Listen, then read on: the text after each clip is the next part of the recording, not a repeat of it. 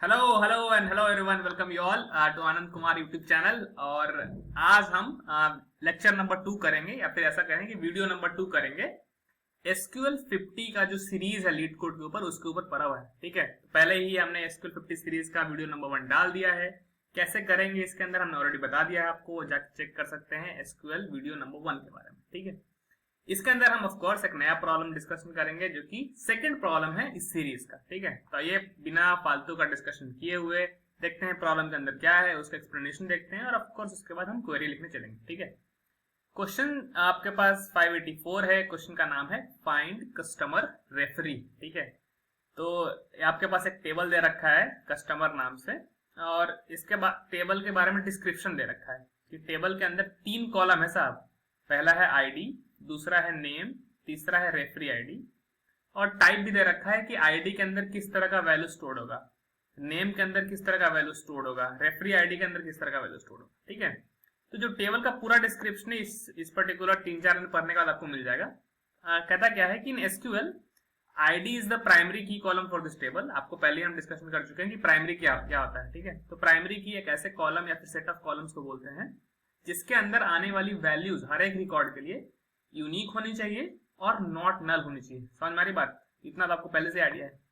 इस टेबल का हर एक रो क्या बताता है? इस टेबल का हर एक रो ये बताता है भैया, ठीक है, each row of this table indicates the ID of a customer, their name and the ID of customer who referred them. ठीक है, तो बेसिकली यूजुअली आपने बहुत बार ऐसा देखा होगा कि आप जो है वो कोई एप्लीकेशन जो है आप यूज कर रहे हैं, तो आप क्या करते हैं, दोस्तों को जो है कुछ 50-100 रुपए के लालच के चक्कर में उसको रेफर कर देते हैं। ठीक है, तो कोई भी कस्टमर अगर उस एप्लीकेशन को यूज कर रहा है तो देयर इज अ पॉसिबिलिटी कि उसको किसी ने रेफर किया हो, या फिर रेफर नहीं भी कर सकते, वो भी सिचुएशन होगा। ठीक है, तो इस टेबल के अंदर वो क्या कर रहे हैं कि जो भी कस्टमर किसी एप्लीकेशन को यूज कर रहा है उसका आईडी क्या है, क्योंकि हर एक कस्टमर को यूनिक आईडी देंगे वो। ठीक है, उसका नाम क्या है, और साथ में उसका हम स्टोर कर रहे हैं कि उसको किसने रेफर किया है ना, उसका रेफरी आईडी क्या है।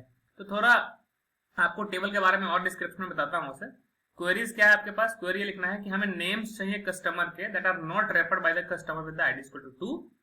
टेबल को हमें रिटर्न करना है किसी भी ऑर्डर के अंदर, और ये सब। ठीक है, तो आइए हम फटाफट आपको लेके चलते हैं और इसका एक्सप्लेनेशन थोड़ा सा करते हैं कि भैया एक्चुअली क्वेश्चन के अंदर क्या है ये। ठीक है, तो अगर हम इस पर्टिकुलर चीज को देखें यहाँ पे, ठीक है, तो आपको जो है वो टेबल कुछ इस तरीके दे रखा है। ठीक है, कि आपके पास टेबल के अंदर 3 कॉलम है, आईडी, नेम और रेफरी आईडी।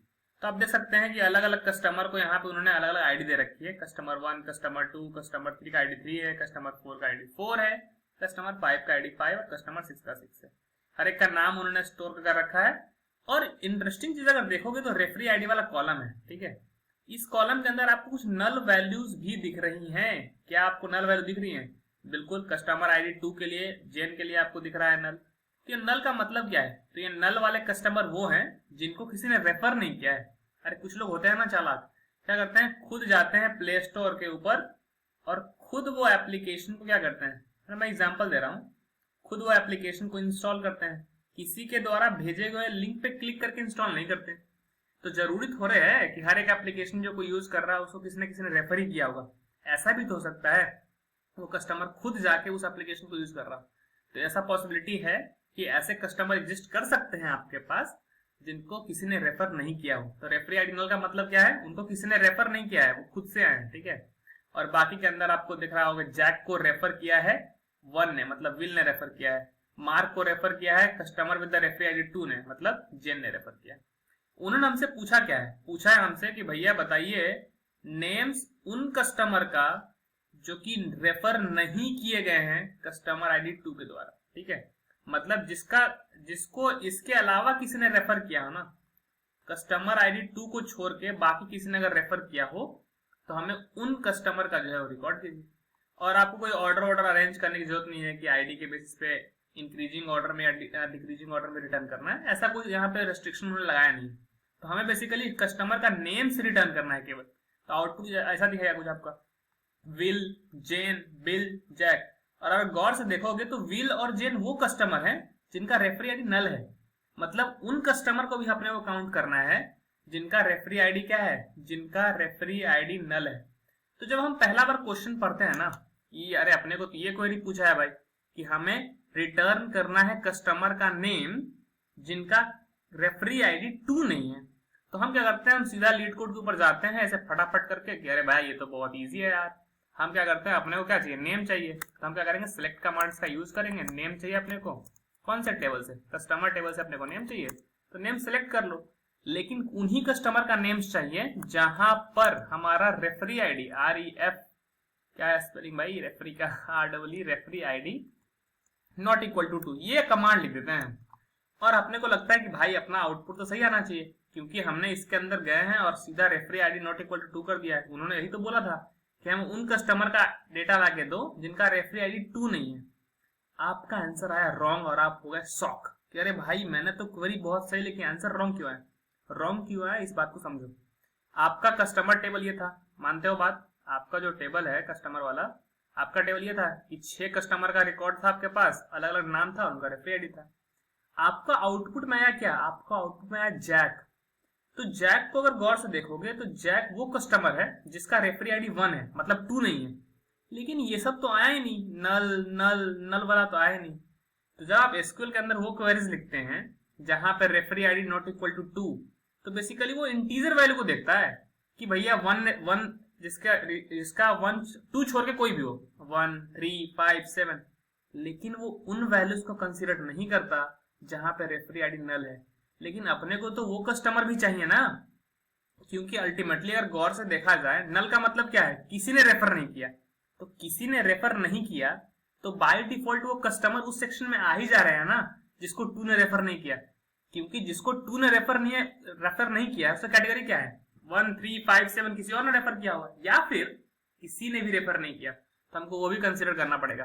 तो वो कैसे कंसिडर करेंगे, नल वाले वो कैसे कंसिडर करेंगे, तो जिसका रेफरेंस आईडी याद है ना 2 ना हो, या फिर उन कस्टमर को भी काउंट कर लो जिसका रेफरी आईडी नल हो। तो यूजुअली हम स्टार्टिंग में क्या करते हैं ना कि एक गलती करते हैं कि referee ID is equal to null लिख देते हैं। जब इक्वल टू नल लिखोगे ना तो एरर आएगा, देखो रन करके देखते हैं भाई एक बार, ठीक है। जब referee ID equal to null लिखोगे तो आपके पास एक एरर आएगा। रॉन्ग आंसर क्यों, अभी भी आउटपुट में आ रहा है जैक ही, क्योंकि जब कहीं भी आपको रेफरी आईडी अगर आपको चेक करना हो नल के बराबर ना, तो हम इसको इस तरह इक्वल टू लिख के नहीं करते, हम लिखते हैं रेफरी आईडी इज नल करके, कि हमें उन कस्टमर का नाम रिटर्न करके दे दो जिसका रेफरी आईडी 2 नहीं हो। इससे वो वैल्यूज आ जाएंगी जिसके अंदर कस्टमर 1 ने रेफर किया हो, 5 ने, 7 ने, और वो वाली वैल्यू जो छूट गई थी जिसको किसी ने रेफर नहीं किया था, उसके लिए हम क्या कर रहे हैं, रेफरी आईडी नॉट नल होना चाहिए। नॉट नल होना चाहिए इसके लिए क्या मतलब नल होना चाहिए, उसके लिए क्या कर रहे हैं, इज नल कर रहे हैं, इक्वल टू नल नहीं कर रहे हैं। इस बात को थोड़ा ध्यान रखना। इस कोड को अब रन करते हैं, आई गेस ये चलना चाहिए अच्छे तरीके से, कोई दिक्कत वाली बात होनी नहीं चाहिए। सो अपने पास टेस्ट केस आ गया सही। इसके अंदर अपने पास विल, जेन, बिल और जैक दिया गया जिनका रेफरी आईडी क्या था, नल था। तो इस तरह से हम इस क्वेरी को करेंगे। आई होप आपको ये समझ में बेसिकली आ गया होगा। तो जब भी आप कोई एसक्यूएल क्वेरीज लिखने जाएं तो पूरा अच्छे तरीके से टेबल को, डेटा सेट को समझने की कोशिश करें, और जो भी आपके माइंड में थोड़ा थॉट आता है उसको देखिए कि हाँ इसको कैसे लिख सकते हैं। तो यहाँ पे तो बहुत सिंपल सा क्वेरीज उन्होंने पूछा था कि हमें नेम चाहिए उन कस्टमर का जो कि कस्टमर आईडी जिसका 2 है उसके अलावा किसी से रेफर किए गए हों। तो अपने को यहाँ पे पॉइंट यही देखना था कि उनको भी कंसिडर करना है जिसका रेफरी आईडी नल हो। और वो कैसे कंसिडर होगा, वो केवल referee ID not equal to 2 लिखने से कंसिडर नहीं होगा, साथ में आपको रेफरी आईडी इज नल भी लिखना पड़ेगा, सो दैट आप नल वैल्यू को कंसिडर कर पाए। ये और क्यों लगाया, और इसलिए लगाया मेरे भाई क्योंकि जब कहीं भी अपने को डेटा सेट में से वो वैल्यू निकालनी हो जो किन्हीं भी एक कंडीशन को सेटिस्फाई कर रहा हो, तो उसके लिए हम और का यूज करते हैं। पिछले वाले वीडियोस के अंदर एंड का यूज किया था, ठीक है, कि दोनों कंडीशन अपने को अगर ट्रू चाहिए तो आप एंड को यूज करते हैं। अगर कोई भी ट्रू हो चलेगा तुम्हारा काम, तो उसके लिए हम और का यूज करते हैं, ठीक है। बाकी तो पता ही है कि सिलेक्ट क्लॉज का क्या काम है, टेबल से डाटा एक्सट्रैक्ट करने के लिए यूज करते हैं। सेलेक्ट नेम क्यों लिखा, बाकी कुछ नहीं क्यों लिखा, क्योंकि केवल नेम ही पूछा था ना उन्होंने, देखो आउटपुट सेट देखो नेम ही पूछा था, ठीक है। तो आई गेस इतना एक्सप्लेनेशन काफी है फॉर दिस पर्टिकुलर वीडियो। कुछ अगर आपके तरफ से नया ख्याल है, आप कुछ नया तरीके से इस क्वेरी को लिख सकते हैं, please write it down in the comment section. See you all there in the next video. Till then keep learning and stay happy buddy, ठीक है। Have a good night to all of you. 11:58 हो रहे हैं और भाई का भी लगता है सोने का टाइम हो गया। So see you all guys, video upload हो गया, सो जाऊंगा भाई, तुम भी आराम करो यार, चैन की नींद लो, ठीक है। Bye, see you all.